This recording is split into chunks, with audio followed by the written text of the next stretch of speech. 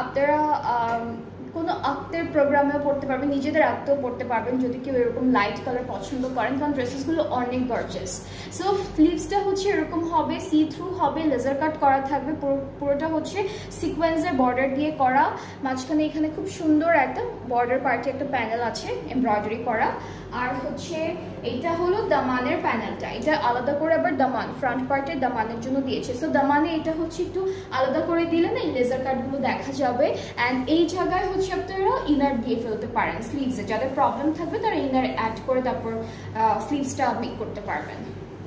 Alright, so এখন হচ্ছে আমরা দুপাট্টা দেখবো। দুপাট্টা অর্গানজা ম্যাটেরিয়ালের মধ্যে আছে, দুইটা পাড়ে এমব্রয়ডারি ওয়ার্ক থাকবে, মাঝখানে হলো ফল মিররের ডিজাইন থাকছে, আর আঁচলের জন্য হলো এই দুইটা দেওয়া। সো এই ড্রেসটাও কিন্তু খুবই সুন্দর, এরকম বড় একটা ফ্লেয়ার কি বলে ফ্লোর টাচ করে আমরা যদি সারারা বা গারারা